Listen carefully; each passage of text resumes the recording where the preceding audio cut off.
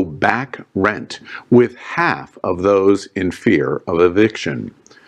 Just as the U.S. Supreme Court dismantles a national eviction moratorium, many LGBT renters report being in dire straits, according to a new study from the Williams Institute at the University of California, Los Angeles, UCLA's School of Law. The Williams Institute reports an estimated 19% of LGBT people who rent their homes are not caught up on rent. Nearly half, 47%, of queers who owe rent say they fear eviction within the next 2 months. LGBT people of color are most affected by rent woes. They are more likely to be renters and not homeowners, and more likely to be behind on rent compared to all other groups. Housing instability has been markedly worsened by COVID-19. The pandemic has hampered the economy, especially in the service industry sector, where many LGBT people work. What's interesting to me is that these numbers actually reflect the larger mainstream numbers. I mean, it's not surprising, but it's upsetting at the same time. In South Florida, rents are outrageously expensive, and if your job doesn't, get you into the six figures, you probably can't afford your. Yeah, I mean, mentioning South Florida, when you think about, I live in South Beach. When you think about Miami-Dade County, is 70% Latino and like 13% African American.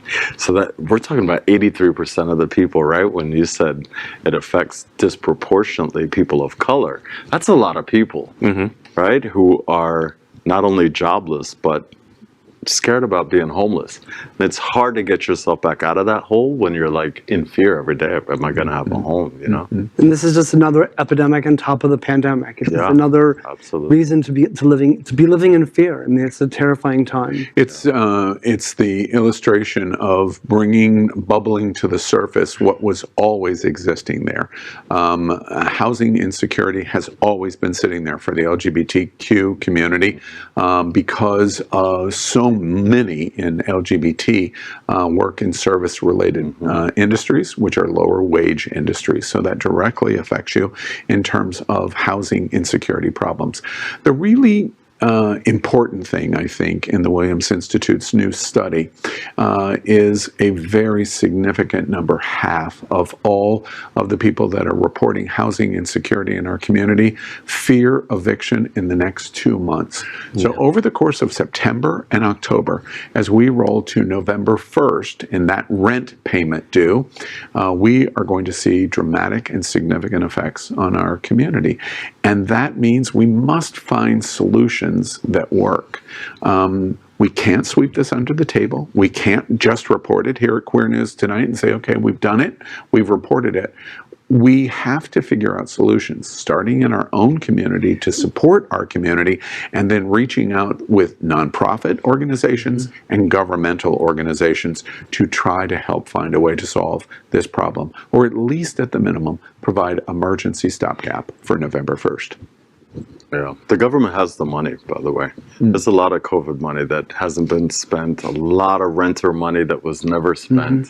They can help. Now's the time to help. LGBTQ plus news is vital for our community and for the broader world as a whole. We have enough enemies at Fox News. Tucker, Sean, and Laura are loud.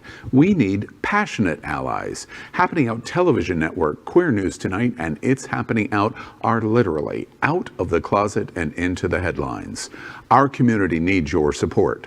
Like this broadcast and subscribe now to ensure the growth of the entire LGBTQ